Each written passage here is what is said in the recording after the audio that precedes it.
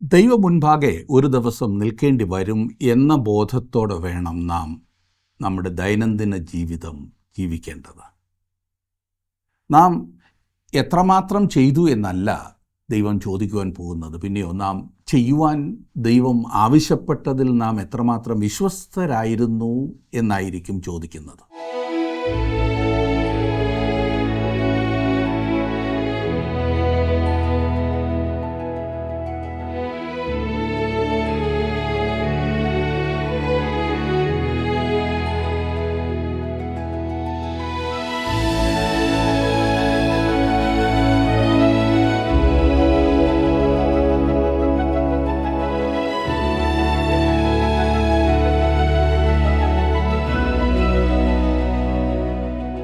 ജീവസന്ദേശം Bible പഠന ക്ലാസ്സിലേക്ക് സ്വാഗതം. ക്രിസ്തുവിൻ്റെ പ്രത്യക്ഷത എല്ലാ കാലങ്ങളിലും ജീവിച്ചിരിക്കുന്ന ദൈവമക്കളുടെ ജീവനുള്ള പ്രത്യാശയാണ്. അതുകൊണ്ട് തന്നെ തങ്ങളുടെ ജീവിതകാലത്ത് തന്നെ അത് സംഭവിക്കണമെന്ന് അവർ ആഗ്രഹിക്കുന്നത് സ്വാഭാവികമാണ്. എങ്കിലും പരിശുദ്ധാത്മാവിൻ്റെ നിറവിൽ ദൈവത്തിൻ്റെ ആ രക്ഷയ്ക്ക് വേണ്ടി കാത്തിരിക്കേണ്ടതിൻ്റെ ആവശ്യകത നമ്മൾ മറന്നു പോകരുത്. ശിമ്യോനെയും ഹന്നയെയും പോലെയുള്ള ഭക്തർ ആത്മാവിൻ്റെ നിയോഗങ്ങൾക്കനുസരിച്ച് ചലിച്ചാണ് ദൈവത്തിൻ്റെ ആ രക്ഷയെ കരങ്ങളിൽ ഏറ്റുവാങ്ങിയത്. മത്തായിയുടെ സുവിശേഷം 24 അധ്യായം 37 മുതൽ 25 അധ്യായത്തിൻ്റെ 30 വരെയുള്ള വാക്യങ്ങൾ.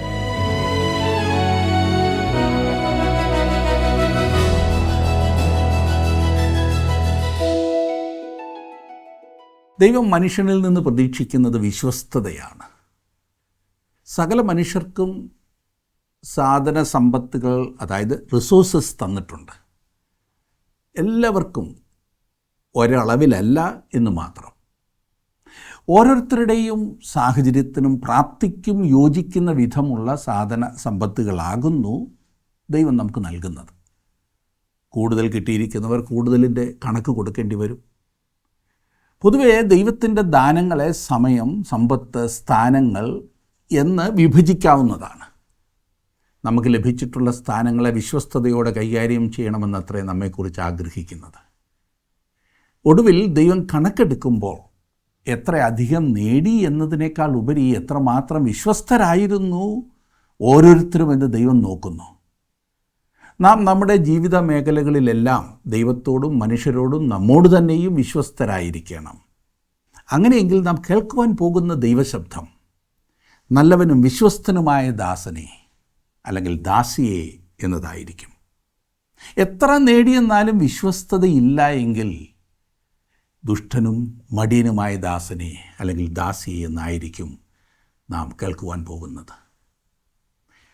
മത്തായിയുടെ സുവിശേഷം 24 അധ്യായമാണല്ലോ നാം കഴിഞ്ഞ 1-2 ക്ലാസ്സിൽ ചിന്തിച്ചു കൊണ്ടിരുന്നത്. അതിൻ്റെ 36 വാക്യം വരെ നാം ചിന്തിച്ചു.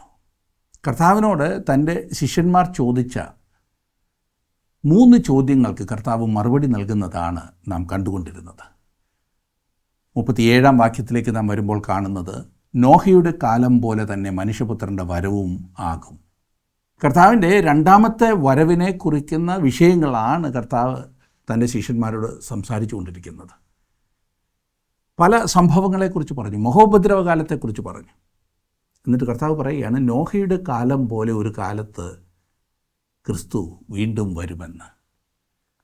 24 അധ്യായത്തിൻ്റെ 38ഉം 39ഉം വാക്യങ്ങളിൽ നാം വായിക്കുന്നത്, ജലപ്രളയത്തിനു മുമ്പുള്ള കാലത്ത് നോഹ പെട്ടകത്തിൽ കയറിയ നാൾ വരെ അവർ തിന്നും കുടിച്ചും വിവാഹം കഴിച്ചും വിവാഹത്തിന് കൊടുത്തും പോന്നു. ജലപ്രളയം വന്ന് എല്ലാവരെയും നീക്കിക്കളയുവോളം അവർ അറിഞ്ഞതുമില്ല. മനുഷ്യപുത്രൻ്റെ വരവും അങ്ങനെ തന്നെയാകും. നോഹയുടെ കാലത്തിൻ്റെ ഒരു പ്രത്യേകതയെക്കുറിച്ച് പറയുന്നത് ഭയങ്കരമായ അസാൻമാർഗികതയുടെ കാലമായിരുന്നു എന്നാണ്. ഉൽപ്പത്തി പുസ്തകം 6 അധ്യായത്തിൻ്റെ 5 വാക്യത്തിൽ നാം വായിക്കുന്നത്, മനുഷ്യൻ്റെ ഓരോ ചിന്തയും ഹൃദയ വിചാരങ്ങളും അത് ദുഷ്ടതയായിരുന്നു. പക്ഷേ നമ്മുടെ കർത്താവ് പറയുന്നത് നോഹയുടെ കാലത്തെപ്പോലെ ഒരു കാലത്തായിരിക്കും തൻ്റെ വരവെന്നാണ്. അത് വിശ്വസിക്കുവാൻ ഇന്നും വലിയ പ്രയാസം ആർക്കും ഉണ്ടാവില്ലെന്ന് ഞാൻ ചിന്തിക്കുന്നു. കാരണം ചുറ്റും നോക്കുമ്പോൾ നോഹയുടെ കാലത്തെപ്പോലെ തന്നെയാണ് കാര്യങ്ങൾ നടക്കുന്നത്. നോഹയുടെ കാലത്ത് ജനങ്ങൾ വിവാഹം കഴിച്ചും വിവാഹത്തിന് കൊടുത്തും പോന്നു. വിവാഹം തെറ്റാകുന്നുവെന്ന് നമ്മുടെ കർത്താവ് ഇവിടെ അർത്ഥമാക്കുന്നില്ല. കർത്താവ് ഇവിടെ പറയുന്നത് നോഹയുടെ സമയത്തെ ജനങ്ങൾ ദൈവം നോഹയിലൂടെ നൽകിയ മുന്നറിയിപ്പ് മുഴുവനായി അവഗണിച്ചിട്ട് നോഹ പെട്ടകത്തിൽ പ്രവേശിക്കുന്ന ദിവസം വരെ വിവാഹം കഴിച്ചും വിവാഹത്തിന് കൊടുത്തും ധൃതിയായി പോയിക്കൊണ്ടിരുന്നു. ദൈവത്തെക്കുറിച്ചും ദൈവവിഷയമായ കാര്യങ്ങളെക്കുറിച്ചും ചിന്തിക്കുവാൻ സമയമില്ലാതെ ജീവിച്ച മനുഷ്യർ. 40-41 വാക്യങ്ങളിൽ നാം കാണുന്നത്, അന്ന് 2 പേർ വയലിലിരിക്കും, ഒരുത്തനെ കൈക്കൊള്ളും, മറ്റവനെ ഉപേക്ഷിക്കും. 2 പേർ ഒരു തിരികല്ലിൽ പൊടിച്ചുകൊണ്ടിരിക്കും, ഒരുത്തിയെ കൈക്കൊള്ളും, മറ്റവളെ ഉപേക്ഷിക്കും. ഈ ഭാഗം വായിച്ച് കേട്ടപ്പോൾ നിങ്ങളിൽ ചിലരെങ്കിലും പറയുന്നുണ്ടാകും, ആഹാ, അങ്ങനൊരു ഭാഗം ഇല്ലെന്നാണല്ലോ താങ്കൾ ആദ്യം പറഞ്ഞത്. അതായത് സഭയെക്കുറിച്ചും ദൈവമക്കളെ മധ്യാകാശത്തിൽ ചേർക്കുന്നതിനെക്കുറിച്ചും ഒലിവുമലയിലെ പ്രഭാഷണത്തിൽ ഇല്ലെന്ന് പറഞ്ഞിട്ട് 40-41 വാക്യങ്ങളിൽ പറഞ്ഞിരിക്കുന്നത് അങ്ങനൊരു കാലം ഉണ്ടെന്നല്ലേ? 2 പേർ വയലിലായിരിക്കും, ഒരാൾ എടുക്കപ്പെടും, മറ്റേയാൾ കൈവിടപ്പെടും. അതേ സുഹൃത്തെ, കർത്താവ് ദൈവമക്കളെ മധ്യാകാശത്തിൽ ചേർക്കുന്ന സംഭവത്തെക്കുറിച്ചല്ല ഇവിടെ പറയുന്നത്. പിന്നെ ക്രിസ്തു ഇവിടെ പറയുന്നത് നോഹയുടെ കാലം പോലെ അതല്ലേ നാം ഇപ്പോൾ കണ്ടത്. ആരെയാണ് നോഹയുടെ കാലത്ത് എടുത്തത്? ജലപ്രളയം വന്ന് എല്ലാവരെയും നീക്കിക്കളയുവോളം അവർ അറിഞ്ഞതുമില്ല. അവർ ആ ജലപ്രളയത്തിൽ നശിച്ചു. സഭയെ ഭൂമിയിൽ നിന്നും എടുക്കപ്പെടുന്നതല്ല ഈ വാക്യങ്ങൾ സൂചിപ്പിക്കുന്നത്. പിന്നെയോ സഹസ്രാബ്ദ രാജ്യത്തിൽ പ്രവേശിക്കുവാൻ അർഹതയില്ലാത്തവർ ന്യായവിധിയാൽ ഭൂമിയിൽ നിന്നും മാറ്റപ്പെടുന്നതിൻ്റെ ഒരു ചിത്രമാണ് ഇവിടെ ലഭിക്കുന്നത്. പലരും ഇതുവരെ ധരിച്ചു വച്ചിരുന്നതിൽ നിന്നും വ്യത്യസ്തമാണിത്. ദൈവവചനത്തിലെ ഏതെങ്കിലും ഒരു വാക്യം മാത്രമായിട്ടെടുത്ത് നമുക്ക് ഇതിന് വ്യാഖ്യാനം കൊടുക്കുവാൻ സാധ്യമല്ല. 42 വാക്യത്തിൽ നാം കാണുന്നത്, നിങ്ങളുടെ കർത്താവ് ഏത് ദിവസത്തിൽ വരുന്നു എന്ന് നിങ്ങൾ അറിയായ്ക കൊണ്ട് ഉണർന്നിരിപ്പീൻ. ഉണർന്നിരിപ്പീൻ എന്നുള്ളതാണ് ഇവിടുത്തെ പ്രധാനപ്പെട്ട പദം. മധ്യാകാശത്തിൽ ക്രിസ്തുവിനോടുകൂടെ ചേർക്കപ്പെടുന്ന ആ അവസരത്തിന് വേണ്ടി കാത്തിരിക്കുന്നതിൽ നിന്നും അല്പം വ്യത്യസ്തമായ അർത്ഥമാകുന്നു ഈ ഉണർന്നിരിപ്പീൻ എന്നുള്ളത്. ഇന്ന് നമ്മെ ആശ്വസിപ്പിക്കുന്ന ഒരു പ്രത്യാശയുണ്ട്. വരുവാനുള്ള ദിവസത്തിൽ ഭയത്തോടും ആകാംക്ഷയോടും കാത്തിരിക്കുന്ന അനുഭവമാണ്. രാത്രിയിൽ അവർ പറയും, ഇത് പ്രഭാതമായിരുന്നെങ്കിൽ എത്ര നന്നായിരുന്നേനേയും. പ്രഭാതത്തിൽ അവർ പറയും, ഇത് പ്രദോഷമായിരുന്നെങ്കിൽ എത്ര നന്നായിരുന്നേനേയുമെന്ന്. ഇന്ന് നാം അവൻ്റെ വരവിന് വേണ്ടി കാത്തിരിക്കേണ്ടതുണ്ട്. അത് നമുക്ക് സന്തോഷം തരുന്ന ഒരു കാത്തിരിപ്പാണ്. പക്ഷേ വരുവാനുള്ള ഒരു നാളിൽ ആകുല ചിന്തയോടെ അവൻ്റെ വരവിനായി അവർ കാത്തിരിക്കുന്നു. അതത്രേ നാം ഇവിടെ കാണുന്നത്. 43 മുതലുള്ള വാക്യങ്ങളിൽ വായിക്കുന്നത്, കള്ളൻ വരുന്ന യാമം ഇന്നതെന്ന് വീട്ടുടയവൻ അറിഞ്ഞു എങ്കിൽ അവൻ ഉണർന്നിരിക്കുകയും തൻ്റെ വീട് തുറക്കുവാൻ സമ്മതിക്കാതിരിക്കുകയും ചെയ്യും എന്ന് അറിയുന്നുവല്ലോ. അങ്ങനെ നിങ്ങൾ നനയ്ക്കാത്ത നാഴികയിൽ മനുഷ്യപുത്രൻ വരുന്നതുകൊണ്ട് നിങ്ങളും ഒരുങ്ങിയിരിപ്പീൻ. എന്നാൽ യജമാനൻ തൻ്റെ വീട്ടുകാർക്ക് തൽസമയത്ത് ഭക്ഷണം കൊടുക്കേണ്ടതിന് അവരുടെ മേൽ ആക്കി വെച്ച വിശ്വസ്തനും ബുദ്ധിമാനുമായ ദാസൻ ആർ. ഒലിവുമല പ്രഭാഷണത്തിൻ്റെ ബാക്കിയുള്ള ഭാഗത്ത് കർത്താവ് വരുമ്പോൾ എന്ത് സംഭവിക്കുമെന്നും അവൻ്റെ വരവിനെപ്പറ്റി ആളുകളുടെ മനോഭാവം എന്താണെന്ന് വിവരിക്കുന്ന ഉപമകളാണ് നാം കാണുന്നത്. 46 മുതൽ 51 വരെയുള്ള വാക്യങ്ങളിൽ നാം വായിക്കുമ്പോൾ, യജമാനൻ വരുമ്പോൾ അങ്ങനെ ചെയ്തു കാണുന്ന ദാസൻ ഭാഗ്യവാൻ. അവനെ തനിക്കുള്ള സകലത്തിന്മേലും യജമാനനാക്കി വയ്ക്കും എന്ന് ഞാൻ സത്യമായിട്ട് നിങ്ങളോട് പറയുന്നു. എന്നാൽ അവൻ ദുഷ്ടദാസനായി യജമാനൻ വരുവാൻ താമസിക്കുന്നു എന്ന് ഹൃദയം കൊണ്ട് പറഞ്ഞ് കൂട്ടുദാസന്മാരെ അടിപ്പാനും കുടിയന്മാരോടുകൂടി തിന്നുകുടിപ്പാനും തുടങ്ങിയാൽ ആ ദാസൻ നിരൂപിക്കാത്ത നാളിലും അറിയാത്ത നാഴികയിലും യജമാനൻ വന്ന് അവനെ ധന്യപ്പിച്ച് അവന് കപടഭക്തിക്കാരോടുകൂടെ പങ്ക് കൽപ്പിക്കും. അവിടെ കരച്ചിലും പല്ലുകടിയും ഉണ്ടാകും.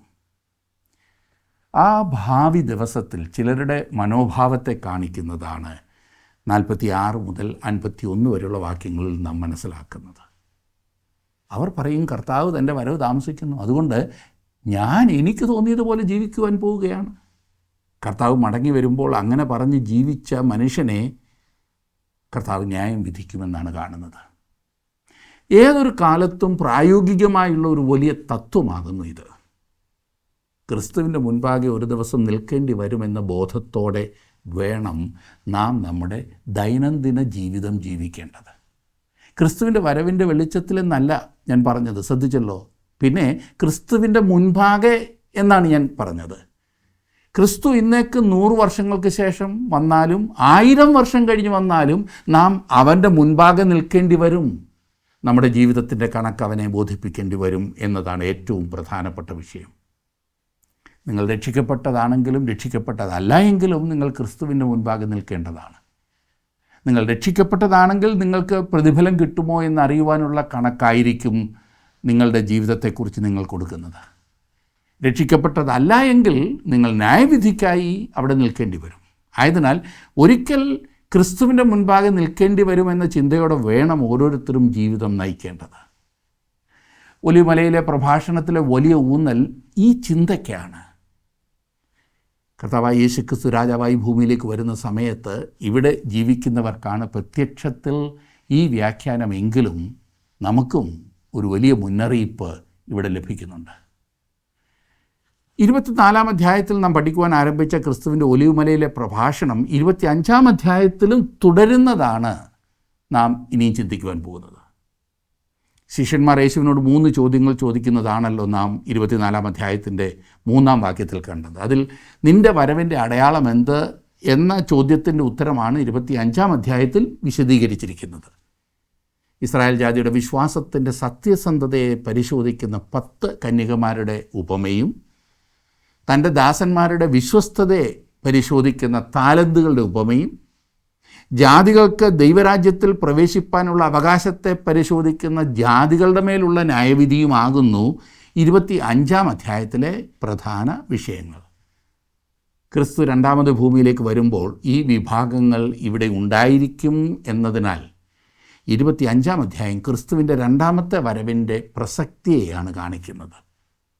ഓരോ കൂട്ടത്തെയും വളരെ അടുത്തൊന്ന് മനസ്സിലാക്കുവാൻ ശ്രമിച്ചാൽ ക്രിസ്തുവിനോടുള്ള നമ്മുടെ വ്യക്തിപരമായ മനോഭാവവും ബന്ധവുമാകുന്നു അത് വെളിപ്പെടുത്തുന്നത്.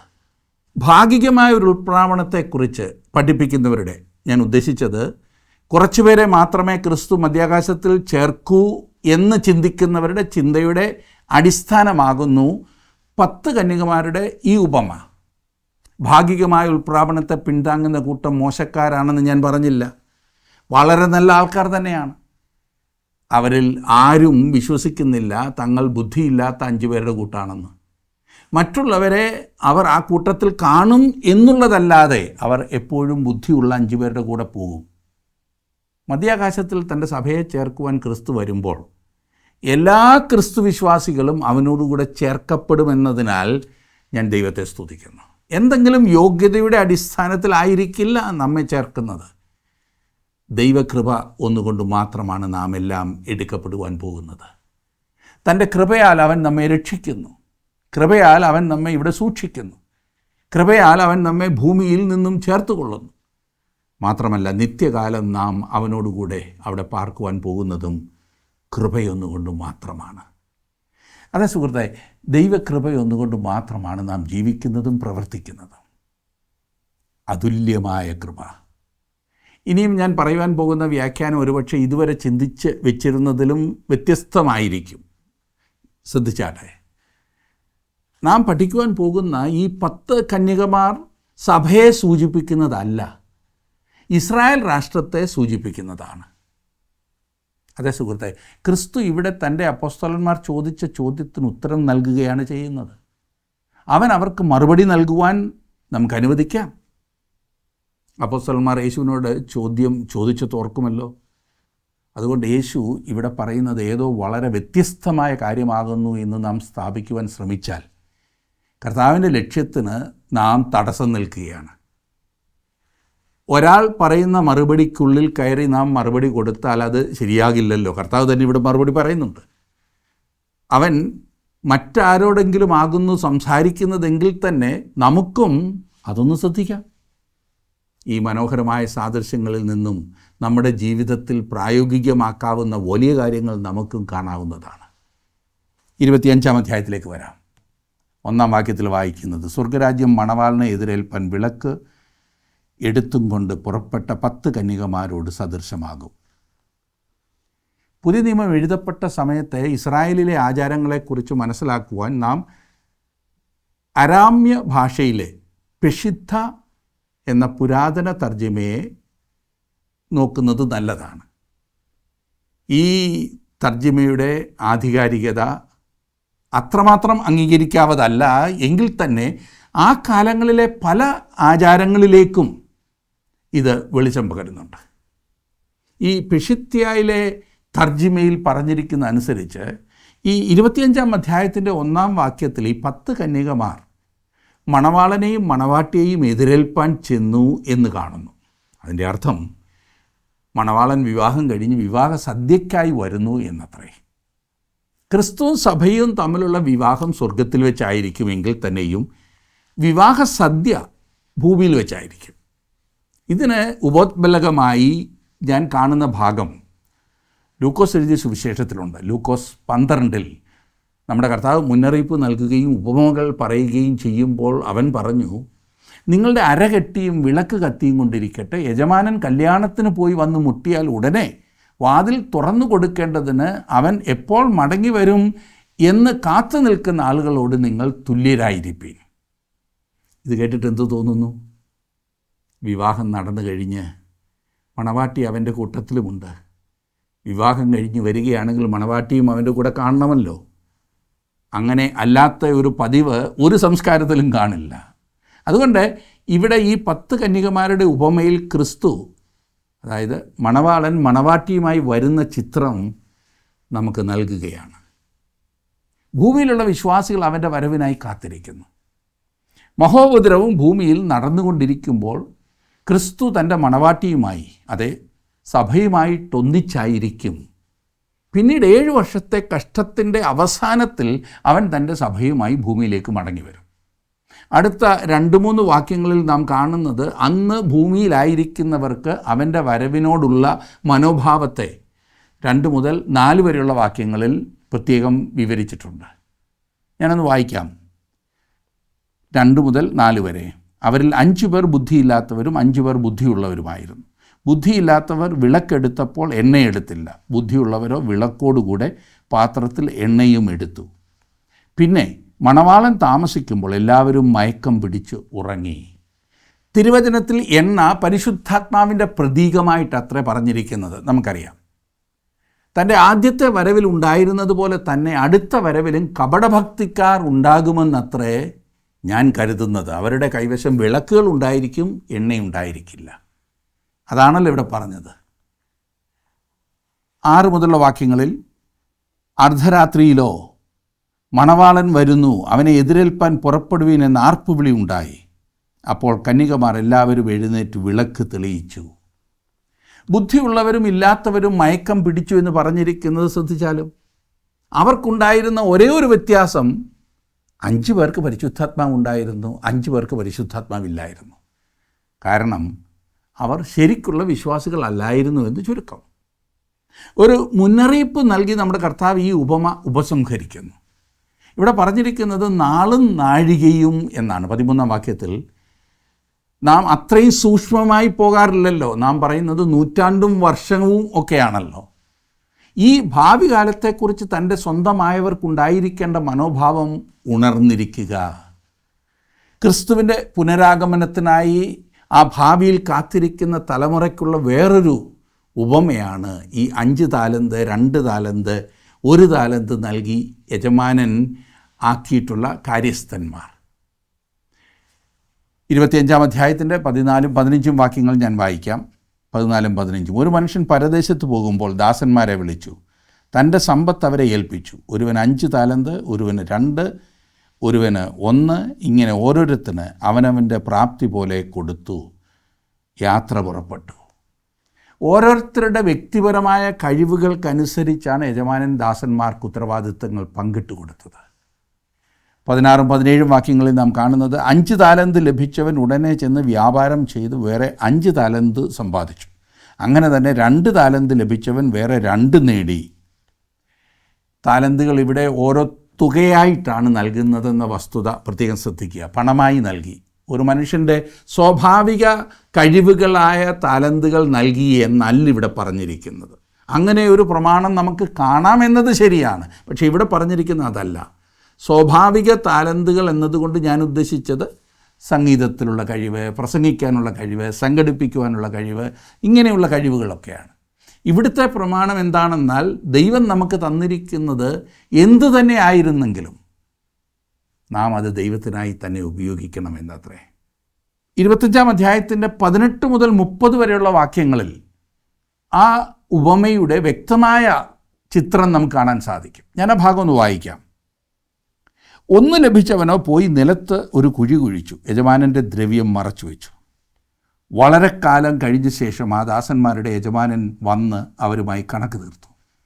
5 താലന്ത് ലഭിച്ചവൻ അടുക്ക വന്നു വേറെ 5 കൂടെ കൊണ്ടുവന്നു. യജമാനനെ, 5 താലന്താണല്ലോ എന്നെ ഏൽപ്പിച്ചത്, ഞാൻ 5 താലന്ത് കൂടി നേടിയിരിക്കുന്നു എന്ന് പറഞ്ഞു.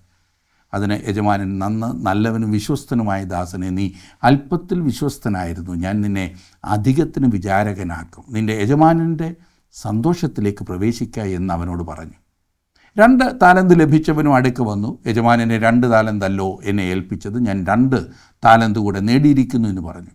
അതിന് യജമാനൻ, നല്ലവനും വിശ്വസ്തനുമായ ദാസനെ, നീ അല്പത്തിൽ വിശ്വസ്തനായിരുന്നു, ഞാൻ നിന്നെ അധികത്തിന് വിചാരകനാക്കും, നിൻ്റെ യജമാനൻ്റെ സന്തോഷത്തിലേക്ക് പ്രവേശിക്കുക എന്ന് അവനോട് പറഞ്ഞു. 1 താലന്ത് ലഭിച്ചവനും അടുക്ക വന്നു. യജമാനനെ, നീ വിതയ്ക്കാത്തിടത്ത് നിന്ന് കൊയ്യുകയും വിതറാത്തിടത്ത് നിന്ന് ചേർക്കുകയും ചെയ്യുന്ന കഠിന മനുഷ്യനെന്ന് ഞാൻ അറിഞ്ഞു ഭയപ്പെട്ട് ചെന്ന് നിൻ്റെ താലന്ത് നിലത്ത് മറച്ചു വെച്ചു, നിൻ്റേതിതാ എടുത്തുകൊള്ളുക എന്ന് പറഞ്ഞു.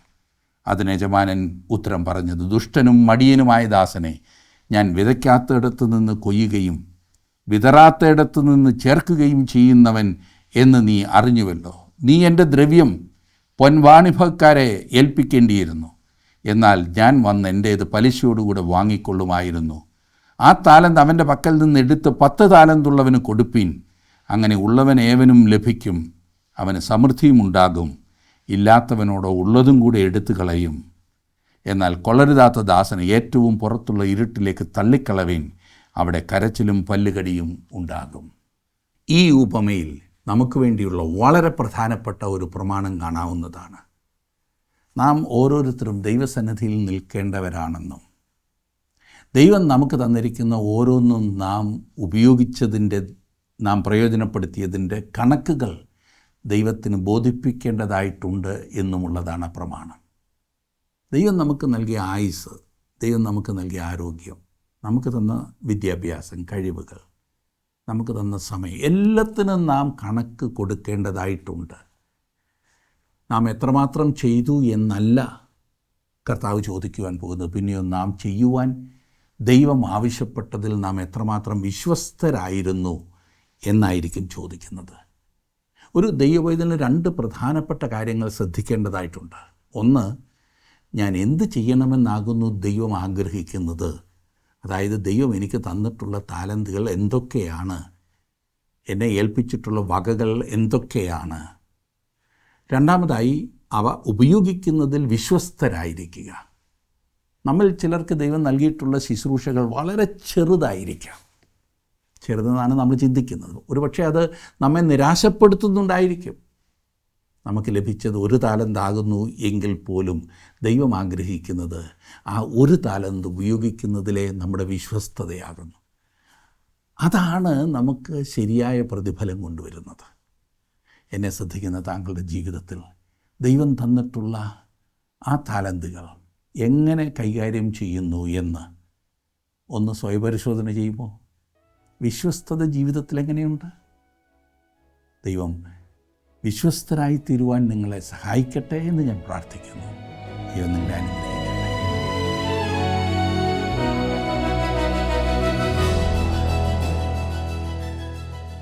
ആരോടും ഒരു കണക്കും ബോധിപ്പിക്കേണ്ടതില്ലാത്ത ജീവിതം പുറമേ നിന്ന് നോക്കുമ്പോൾ വളരെ ആകർഷകമായി തോന്നിയേക്കാം. എന്നാൽ സകല മനുഷ്യരും ഒരു നാൾ ദൈവസന്നിധിയിൽ നിൽക്കേണ്ടി വരുമെന്നും തങ്ങൾക്ക് ലഭിച്ച ജീവിതവുമായി ബന്ധപ്പെട്ട എല്ലാ കാര്യങ്ങൾക്കും ദൈവത്തിൻ്റെ മുമ്പാകെ കണക്ക് ബോധിപ്പിക്കേണ്ടി വരുമെന്നും ദൈവവചനം വ്യക്തമായി നമ്മെ ഓർമ്മിപ്പിക്കുന്നു. ആകയാൽ കർത്താവിനെ ഭയപ്പെട്ട് ജീവിക്കുന്ന ഒരാൾക്ക് ദൈവത്തിൻ്റെ സന്നിധിയിലും മനുഷ്യരുടെ മുമ്പിലും ധൈര്യത്തോടും നല്ല മനസാക്ഷിയോടും കൂടെ നിൽക്കുവാൻ കഴിയും.